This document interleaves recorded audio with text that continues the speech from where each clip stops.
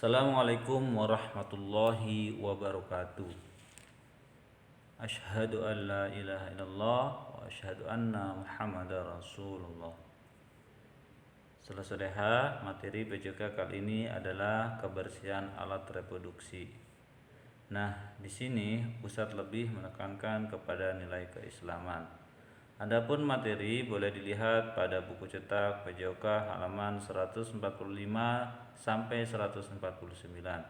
Berikut doa mandi wajib. Bacaan niat mandi wajib. Nawaitul ghusla li raf'il hadatsil akbari fardholillahi ta'ala.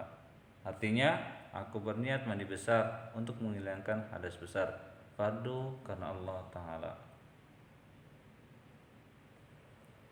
Materi PJOK-nya bagian A, perkembangan dan pertumbuhan remaja.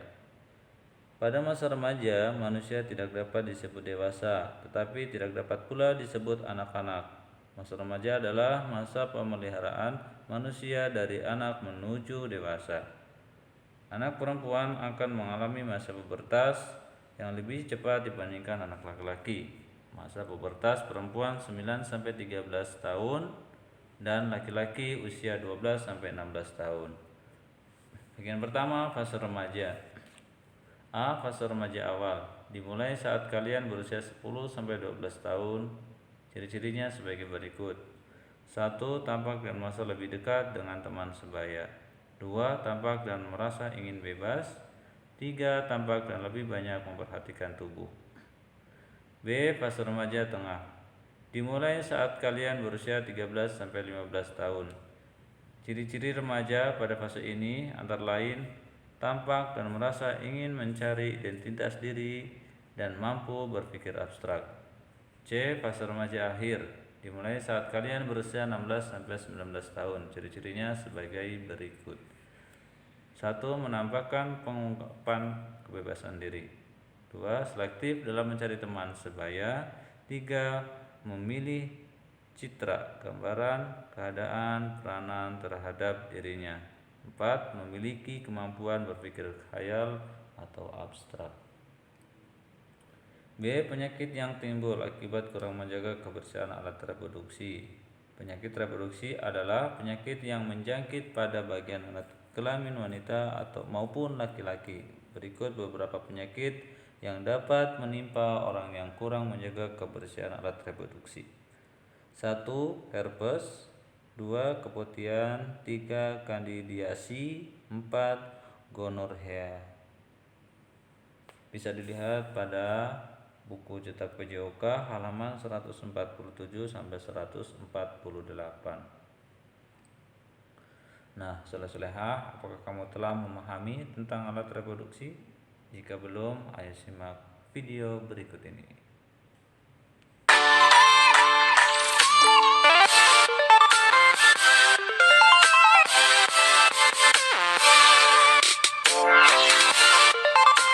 Assalamualaikum warahmatullahi wabarakatuh. Oke teman-teman, sekarang kita akan membahas mengenai organ reproduksi pada wanita. Setelah sebelumnya kita bahas mengenai organ reproduksi pada pria. Secara peran, reproduksi pada wanita jauh lebih kompleks daripada pria. Jika organ reproduksi pada pria menghasilkan gamet dan hormon saja, tidak demikian pada organ reproduksi pada wanita.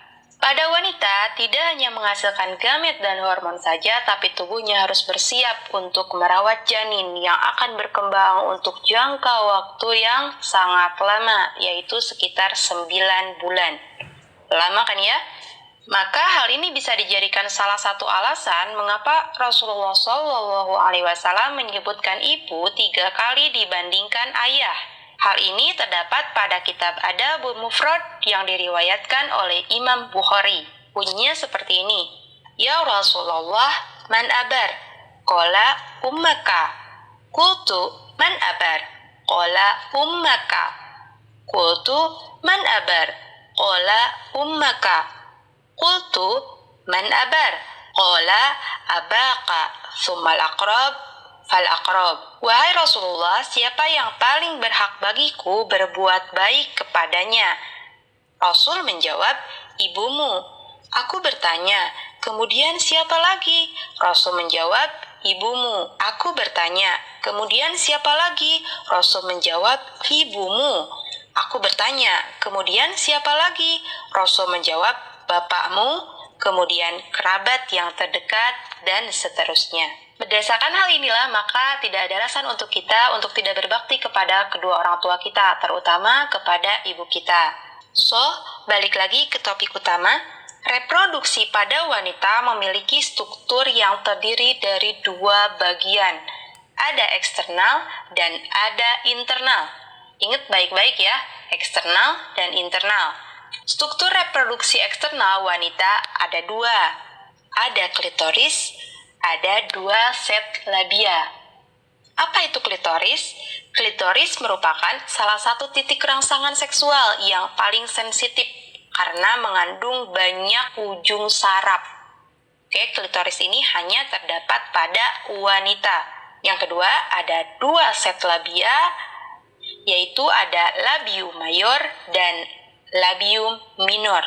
Untuk diketahui, dua set labia ini mengelilingi lubang vagina. Oke, sekarang lanjut ke organ internal pada wanita. Harap berkonsentrasi karena agak sedikit panjang dari organ reproduksi eksternal. Yang pertama ada ovarium. Fungsinya yaitu untuk menghasilkan ovum. Ingat ya, ovarium menghasilkan ovum. Proses menghasilkan ovum dari ovarium namanya ovulasi. Jadi ada ovarium, ovum, dan ovulasi. Ovarium juga dikenal sebagai gonad betina. Sama halnya dengan testis, jumlahnya ada sepasang. Ada di bagian kiri dan ada di bagian kanan. Bentuknya seperti kacang almond.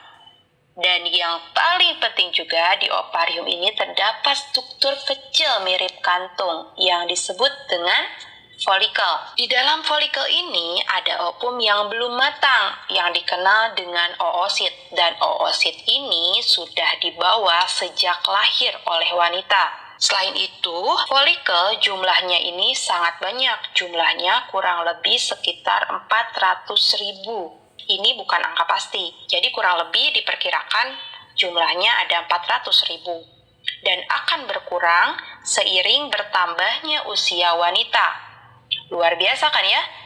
Dan pada wanita yang telah memasuki usia menopause, biasanya ovariumnya berlubang karena folikelnya sudah mengeluarkan isinya, jadi berlubang.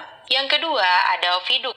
Oviduk atau yang dikenal sebagai tuba falopi letaknya memanjang dari rahim menuju lubang yang berbentuk corong di setiap ovarium. Setelah ovulasi, ovum akan meninggalkan ovarium menuju ke tuba falopi. Untuk apa dia ke tuba falopi? Dia akan menunggu untuk bertemu dengan sperma. Setelah bertemu dengan sperma, maka akan terjadi yang namanya fertilisasi atau meleburnya sperma dan ovum untuk menghasilkan zigot. Zigot ini nanti akan berkembang menjadi janin. Berkembangnya di bagian mana? Di bagian rahim. Yang ketiga ada rahim atau nama kerennya adalah uterus. Rahim ini merupakan organ tebal yang berotot. Dapat mengembang selama masa kehamilan untuk menampung janin maksimal sekitar 4 kilo. Inilah organ yang disebutkan sebagai tempat kokoh dalam Al-Quran. Salah satunya terdapat dalam surat Al-Mursalat ayat 21 sampai dengan 23 yang bunyinya seperti ini. فجعلناه في قرار مكين إلى قدر معلوم فقدرنا فنعم القادرون.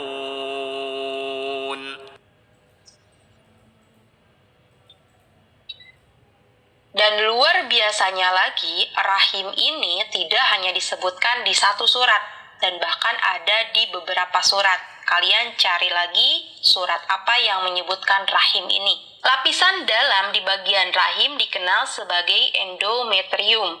Lapisan ini kaya akan pembuluh darah. Makanya lapisan ini ketika terjadi menstruasi akan meluruh. Jadi menstruasi itu dikenal sebagai proses meluruhnya bagian endometrium akibat ovum tidak dibuahi oleh sperma. Di bagian rahim juga ada yang namanya mulut rahim atau yang dikenal dengan serviks. Inilah bagian yang paling sering terkena kanker. Istilah yang paling sering didengar adalah kanker serviks. Jadi bagi wanita, jaga pola hidup dan kebersihan organ vital kita agar tidak terkena penyakit yang tidak diinginkan seperti kanker serviks ini. Yang terakhir ada vagina.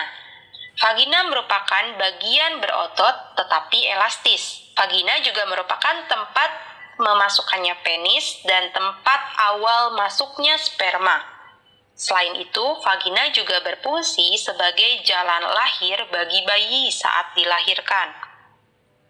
Seperti yang telah disebutkan bahwa vagina dilindungi oleh 2 set labia. Di bagian vagina juga terdapat selaput tipis yang dikenal sebagai selaput darah atau himen, nama kerennya.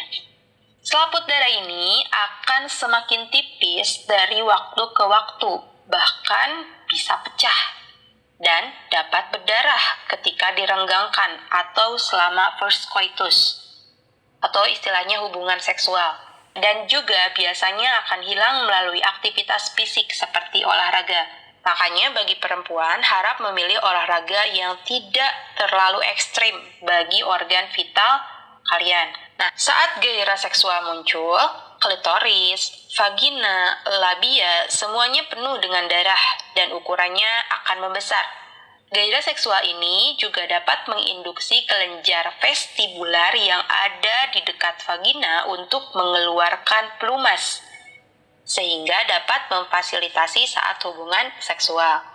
Itulah bagian-bagian utama pada organ reproduksi wanita. Dan ada bagian tambahan juga yang akan dijelaskan di video yang selanjutnya. Oke, segitu aja untuk video kali ini. Semoga bermanfaat. Wassalamualaikum warahmatullahi wabarakatuh.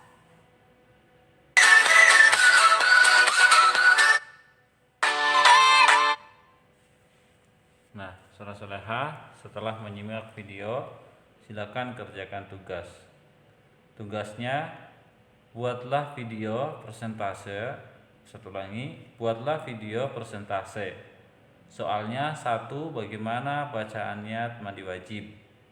2. Sebutkan tata cara mandi wajib. 3. Bagaimana cara menjaga kebersihan alat reproduksi. Jazakumullahu khairan katsiran. Assalamualaikum warahmatullahi wabarakatuh.